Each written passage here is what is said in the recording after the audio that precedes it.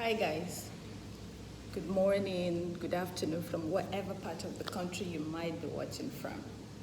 Welcome to Maureen's Kana. So today, very quickly, I want us to talk about something really important. It is what I call sibling rivalry. I'm sure this is not the first time you would be hearing that, obviously. For some persons, it has become like a norm in their family. This is really sad.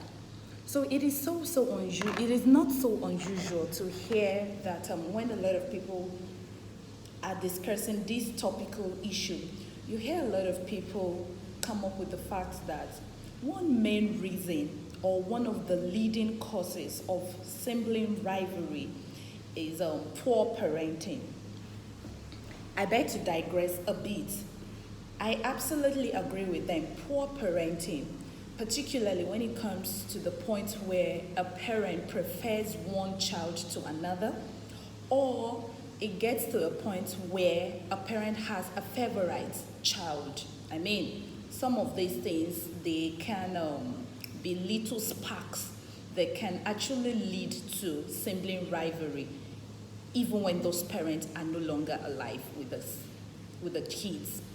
It is that dangerous, a seed to sow in the life of your little children. So this is a call to all parents. Try to avoid that.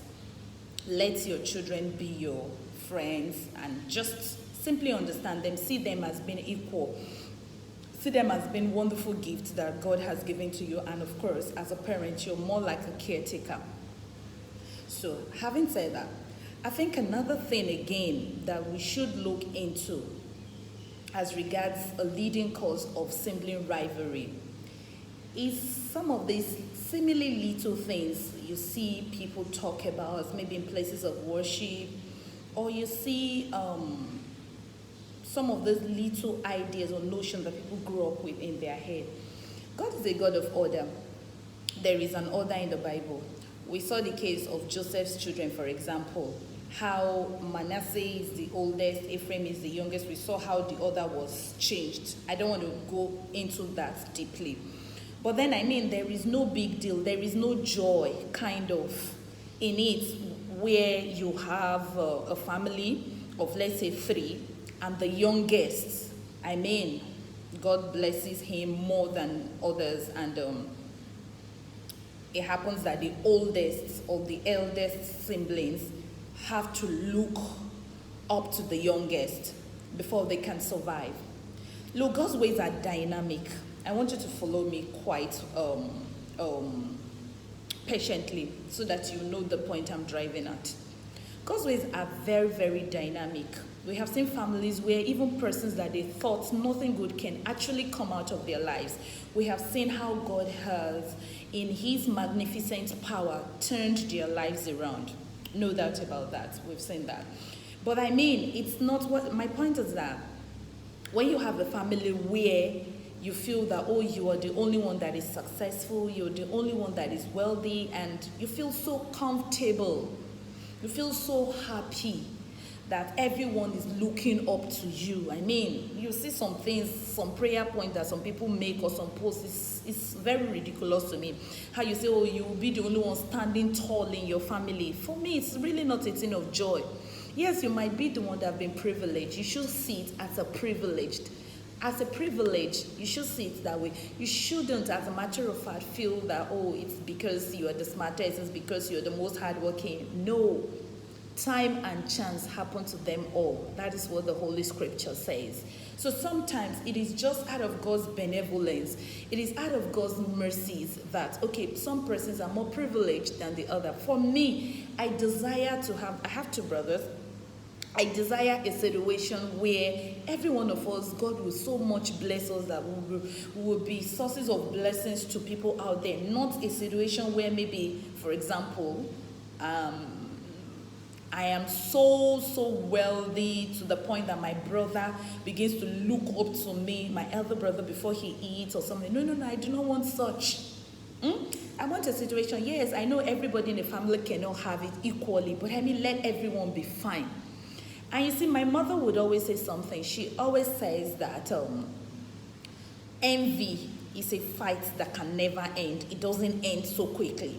So aside parenting, there is this subtle envy that some persons have in families.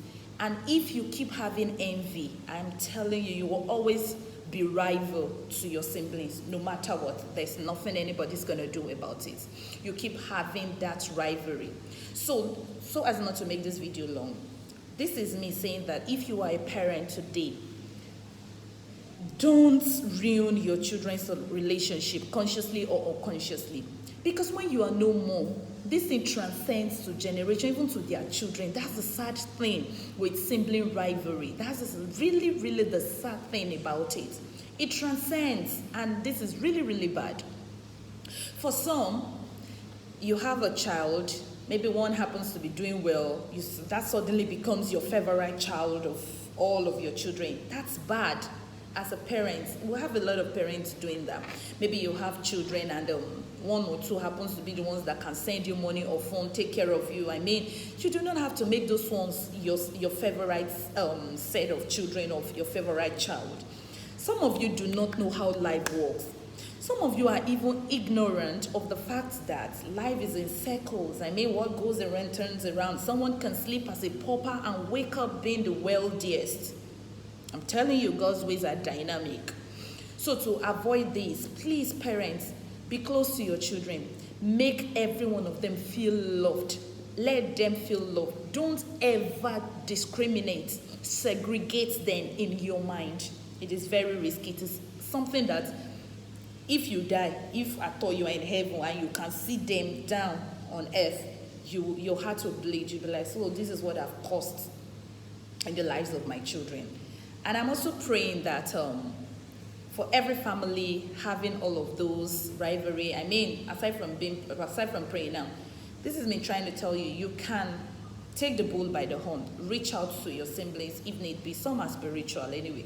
You can pray about it. Reach out to them. I mean, like some persons say, reconciliation isn't always about having access to that person. You might not be talking to somebody, but then that doesn't mean that you are fighting with them. That doesn't mean that you wish them bad or anything. No. It's just that at a point in your life, you do not want to associate with some certain persons. At a point in your life, you just do not want to be in some kinds of drama, right? So you just guard your territory jealously. Let me put it that way. You guard your territory jealously. So please, envy, poverty mentality, poor parenting, all of these things, they are indicators or simply or for simply rivalry. So if you are guilty of all of this, it's a no-no. Do away with it. It's a no-no. God bless you all. Till I come your way next time. Bye for now.